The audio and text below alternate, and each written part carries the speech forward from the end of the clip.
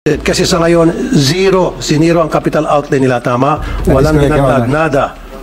So, again, matagal ko na po itong sinasabi noon pa na kung pupunta po kayo sa PTV4, kaawa-awa po yung kanilang kalagayan. Kaawa-awa po yung kanilang building, yung kanilang equipment, kaawa-awa po kanilang OV-ban, transmitter. So kung gusto natin mapaganda to tulad ng BBC, dapat ibigay natin. Tama pa, Mr. President? Yung pangailan niya, 200 million, okay sa inyo, Mr. President? Bro, world class. Para maging world class, Mr. President, 200 million, okay na ba sa iyo? So sinabi ni Angara, okay. Okay.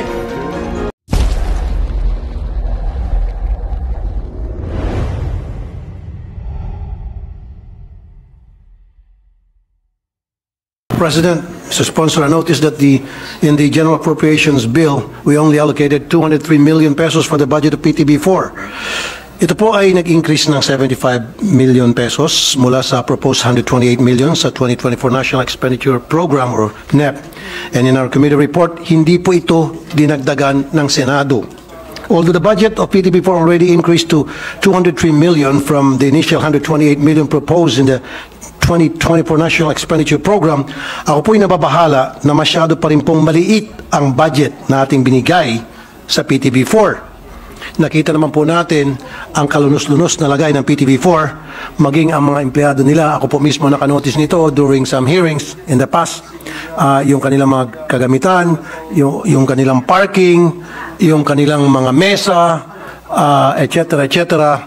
It really needs improvement. And how can they make improvement kung wala naman pong budget, Mr. President and Mr. Sponsor? May few questions lang po ako.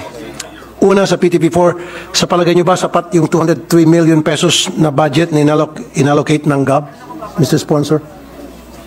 Your Honor, Mr. President, according to the GM, their biggest challenge is that the capex is zero. And for them to be able to really improve, they need to invest in transmitters and likewise new cameras para po makapag-digital na po sila. And they are, yung kanina pong request is about 400 million, Your Honor, for them to be able to modernize their equipment so that they can really compete and improve their broadcast, Your Honor. Thank you, Mr. Sponsor. Yan nga po kanina, binanggit ng ating minority leader, which I really totally agree, na dapat mag-aim ang PTV4 na maging ala BBC of the Philippines. So how can we achieve that na maging ala BBC tayo ng Pilipinas, na meron tayong quality shows, and then we have to have quality equipments, of course, cameras, bands, etc. Kung wala tayong capital outlay. So magkano capital outlay ang kailangan para mapalapit man, kung hindi, syempre, hindi natin pangarapin na maging ala BBC tayo. Ano po? British Broadcasting Corporation.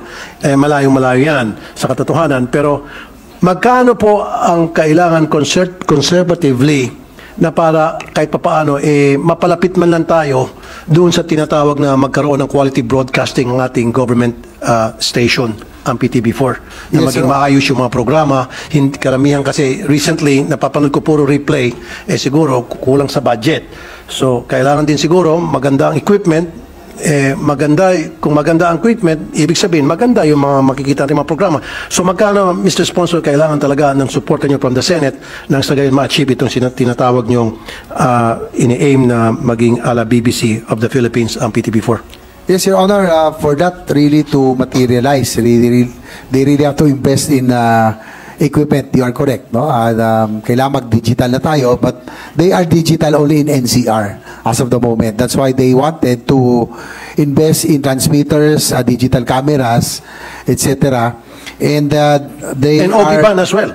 And OB-bans as well. Yes. Likewise, Mr. President, Your Honor, ang dream budget po nila for this to become a reality is about 400 million. But according to our GM, kahit na 200 million daw muna, I think they will be able to have a good start in that aim to modernize, to have new cameras, to have a wider reach because of new transmitters, and provide OB-vans and other equipment, Your Honor. Mr. President, yung 200 million, sapat na raw. Yan ang conservative amount na hiningi para maging maayos ang pamamalakad takbo sa PTV4. Magkaroon tayo ng quality broadcasting dyan sa PTV4, isang government station na Siyang nagpapakita ng imahen ng ating gobyerno, pinapakita yung mga activities ng ating gobyerno, at ano pong ginagawa nating Pangulo, etc. etc. So therefore, I hereby appeal to my colleagues in the Senate and Mr. President na sana mapagbigyan po natin na mabigyan man lang nitong, may bigay lang itong 200, magkano, Mr. Sponsor? About 200 million, Your Honor, Mr. President. Likewise, NTC already has an order to migrate to digital from analog. 200 million Yes, Your Honor. additional, Mr. President. That is correct. 200. Kasi sa ngayon, siniro ang capital outlay nila, tama? That is Walang correct, Your dinagdag, Honor. nada. So, again, matagal ko na po itong sinasabi noon pa, na kung pupunta po kayo sa PTV4, kaawa-awa po yung kanilang kalagayan, kaawa-awa po yung kanilang building, yung kanilang equipment, kaawa-awa po kanilang OV-ban, transmitter. So kung gusto natin mapaganda to tulad ng BBC, dapat ibigay natin. Tama pa, Mr. President? Yung pangailangan niya, 200 million, okay sa inyo, Mr. President? World class. Para maging world class, Mr. President, 200 million, okay na ba sa iyo? Basta sinabi ni Angara, okay. Okay. We will ask 100. the Go. Chair of the Committee on Finance, Your Honor. Okay. Yun lang po. Mr. President, maraming salamat. And the good sponsor, maraming salamat po. Thank you, Senator Tulfo, for the Thank you very support. much, Mr. President. Mr. President, there being no other reservation for interpellation, I move that we close the period of interpellation and debate and consider the budget of Presidential Communications Office, proper Presidential Broadcast Service, Bureau of Broadcast Services, Bureau of Communication Services, National Printing Office, News and Information Bureau, Philippine Information Agency, Presidential Broadcast Staff, RTVM, Budgetary Support to Government Corporations, Presidential Commissions Office, Intercontinental Broadcasting Corporation, and People's Television Network Incorporated to be deemed submitted for the body's consideration. I so move, Mr. President. There being no objection to the motion of the majority floor leader, the budget of the aforementioned agencies are deemed submitted. Congratulations.